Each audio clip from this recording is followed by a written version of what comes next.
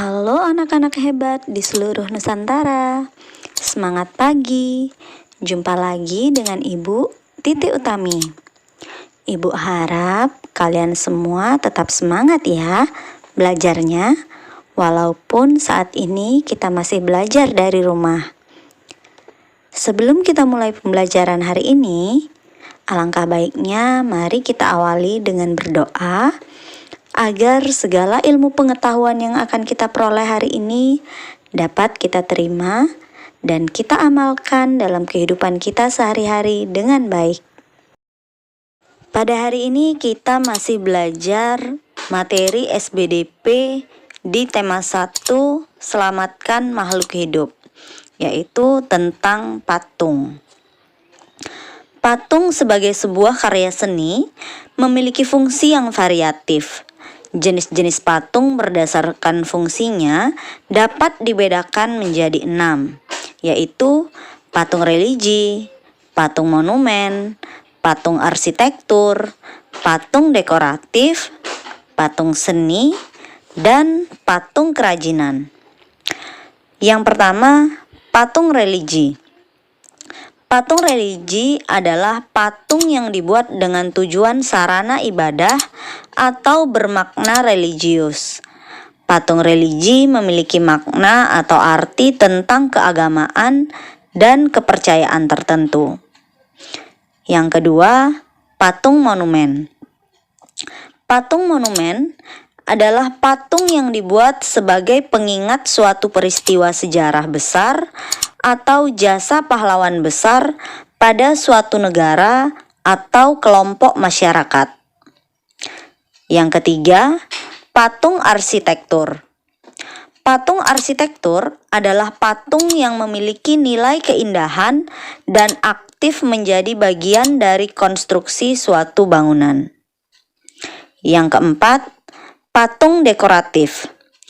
Patung dekoratif adalah patung yang berfungsi untuk menghias bangunan atau lingkungan taman.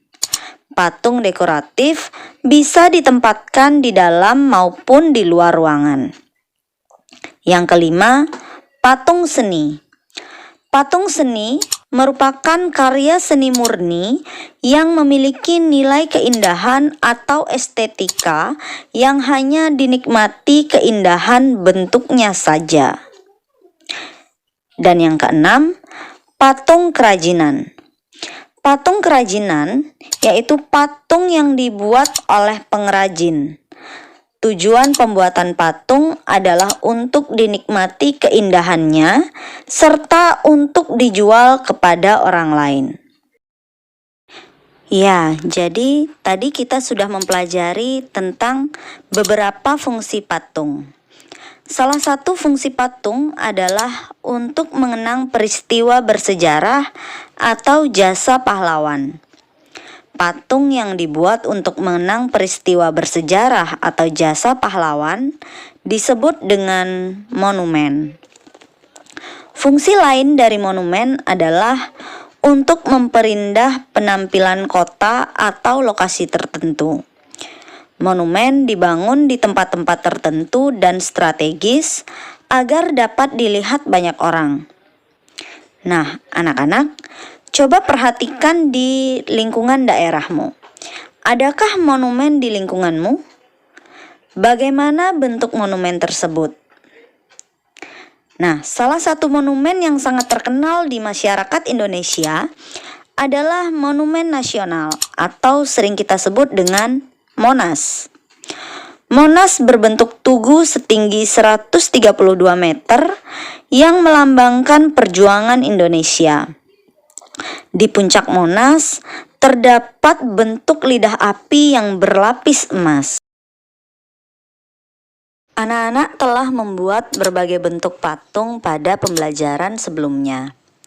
Sebagai sebuah karya seni, ada baiknya anak-anak menampilkan hasil karya anak-anak agar dapat dilihat oleh orang lain. Kegiatan menampilkan karya seni kepada orang lain atau masyarakat umum disebut dengan pameran. Jenis pameran dibedakan menjadi 3 berdasarkan waktu penyelenggaraannya. Jenis pameran yakni pameran periodik, insidental, dan permanen. Pameran periodik diselenggarakan secara teratur dalam waktu tertentu, misalnya setahun sekali.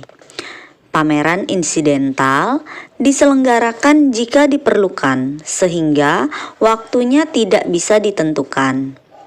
Sedangkan pameran permanen diadakan pada tempat yang tetap dan dibuka dengan waktu yang telah ditentukan. Contohnya pameran di museum. Nah, anak-anak, kalian dapat membuat pameran di sekolahmu. Penyelenggaraan pameran dilakukan dengan langkah-langkah berikut ini. Yang pertama, membentuk panitia yang terdiri atas ketua, wakil ketua, bendahara, sekretaris, dan anggota. Yang kedua, mengumpulkan karya patung, kemudian dikelompokkan berdasarkan kriteria tertentu. Sebagai contoh, kelompok patung figuratif, kelompok patung dekoratif, dan kelompok patung monumen. Yang ketiga, membuat label pada setiap karya patung yang berisi judul karya patung, nama pematung, teknik pembuatan, dan tahun pembuatan patung. Yang keempat, membuat dan menyiarkan publikasi berbentuk pamflet atau undangan siaran berisi waktu dan tempat pameran dilaksanakan. Pamflet ditempelkan pada mading kelas agar warga sekolah dapat mengetahui dan mengunjungi acara pameran. Pamflet dapat dibuat pada kertas HVS. Yang kelima, membuat dekorasi dengan menghias ruangan pameran atau ruang kelas agar menarik. Yang keenam, mempersiapkan perlengkapan dan meja sebagai tempat meletakkan patung. Yang ketujuh, menata karya patung yang akan ditampilkan sedemikian rupa agar terlihat menarik dan dapat dinikmati pengunjung dengan indah, nyaman, dan aman. Dan yang terakhir, mempersiapkan beberapa perlengkapan pendukung seperti buku tamu, lembar pesan, serta denah ruangan pameran.